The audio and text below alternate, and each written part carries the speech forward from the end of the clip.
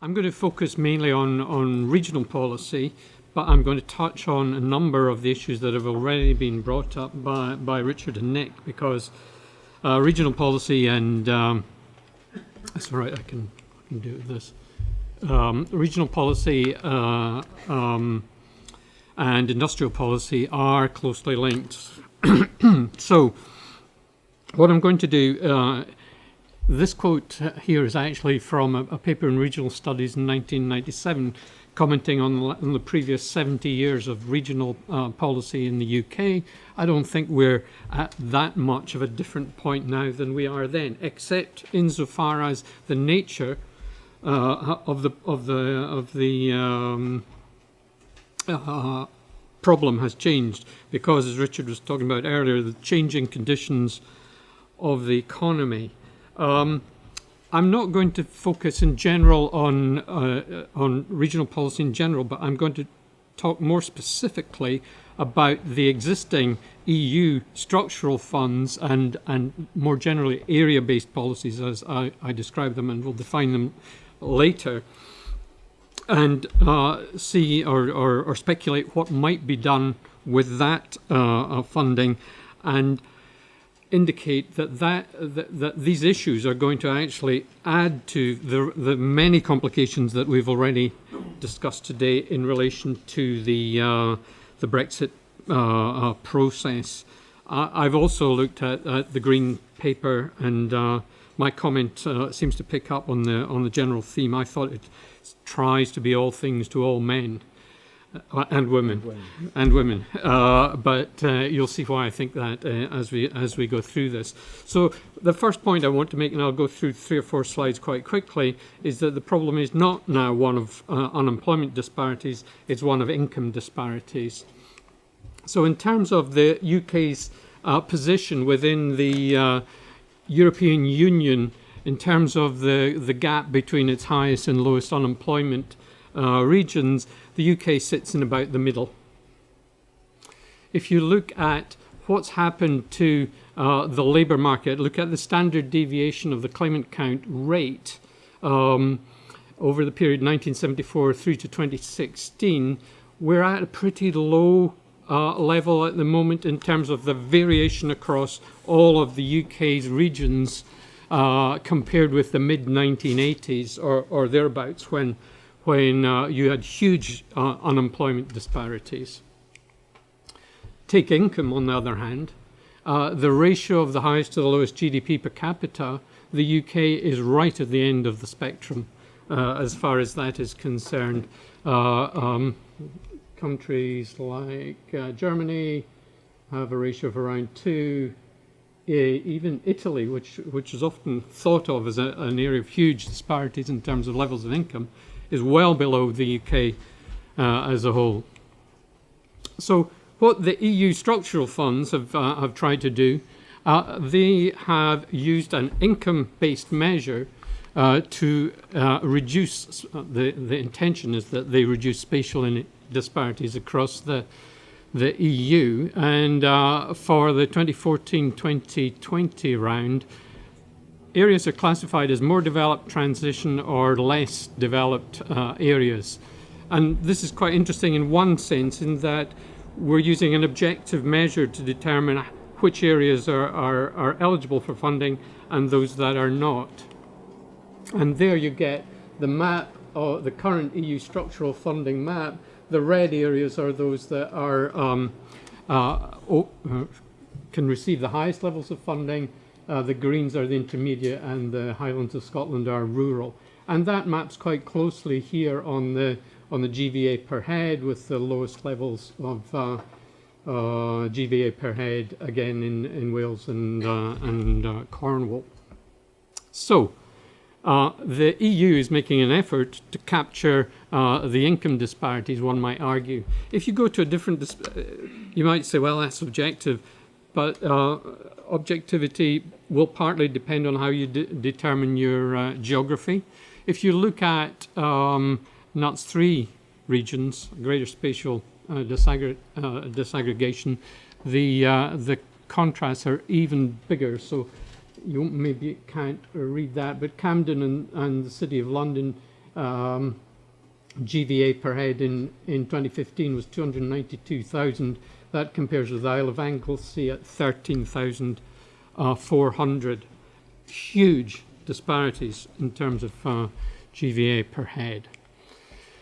And of course, this links, although Sasha's done a lot more work on this, Brian Bell and Steve Machin have also done some work on income levels and a support for the leave outcome.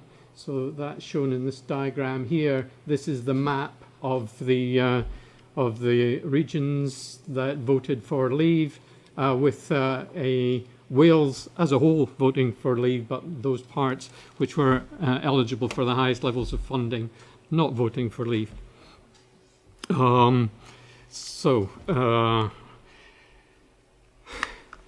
This is the level of funding that the EU that comes back from the EU to the UK. Most of that funding is what I would call area-based. It's tied to specific locations. Much of it to agricultural funding. That's the largest, the blue, the European Agricultural Fund here.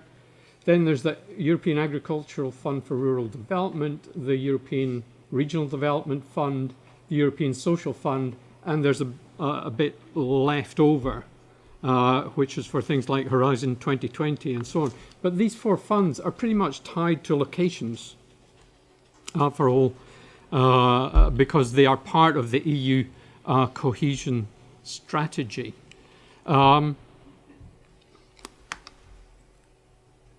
That's done at EU level. What happens thereafter is a little more opaque, because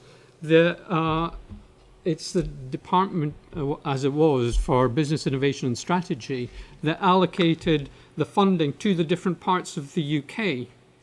And its allocations were in fact challenged by a variety of local authorities who argued that the UK government wasn't adhering to the intentions of the EU in terms of the amounts of monies that it was allocating to different parts of the country.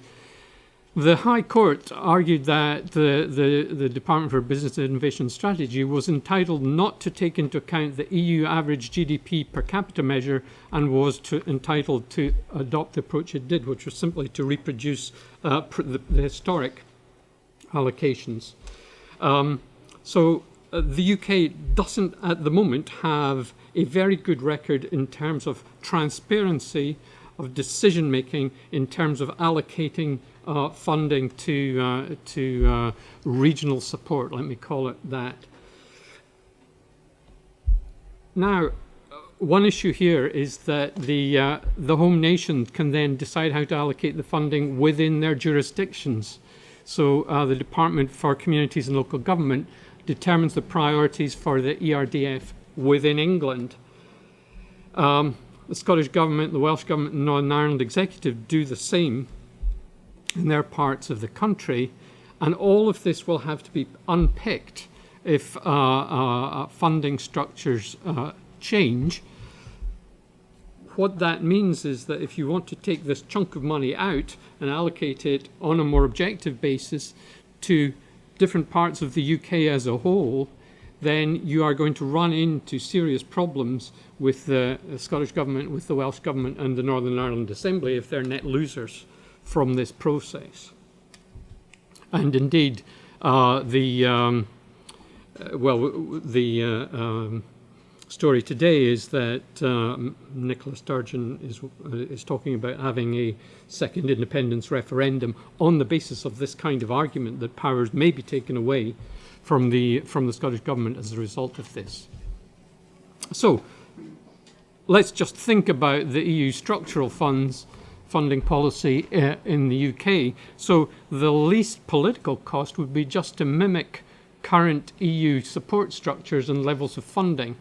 That would minimise loss aversion among current stakeholders, might be politically the easiest route to take, but its fit with existing initiatives, which I'll just talk about in a minute, is not entirely clear.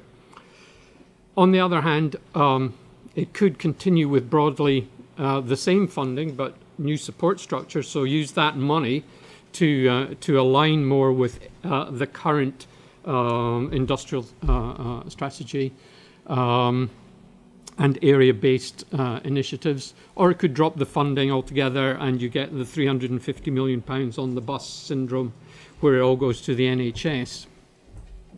Unlikely. The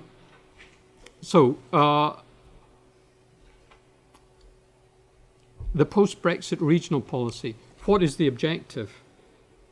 Is it to reduce these income disparities, or is it to encourage greater national growth? And if you're going that way, you probably go down the agglomeration route and you talk about the cities. Are we going to have a transparent or an opaque process? What is it that will determine who gets what? And that is complicated by the role of the so-called localism in England and the devolved assemblies as far as the Celtic parts of the UK are concerned. And the settlements that currently exist are hugely asymmetric and become a big argument that Area A isn't getting what Area B is getting, and there's no easy way to judge which is the fair way to allocate. There's also the question of whether we can get a regional policy that is capable of evaluation. And we have a raft of city initiatives at the moment, a raft of enterprise zones at the moment. They may, some of them, be effective, but it's going to be very difficult to evaluate their success. They're so disparate in their objectives, or sorry, in their structures. So let me just finish off by saying that yes, we're looking at a new industrial strategy, but that will have regional implications.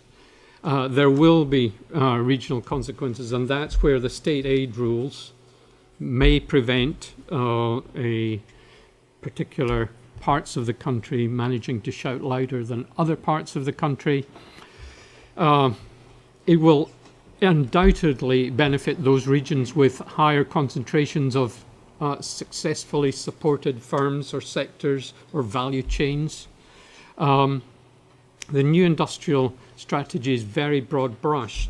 The only thing I would say about this, and it picks up a point that Nick made, is that if we take the money out of the structural funds and put it into enhancing putting the industrial strategy on steroids, one issue will be what will happen with the rural areas that are really left behind, because the only support structure left then will be the welfare system. Okay. Thank you very much.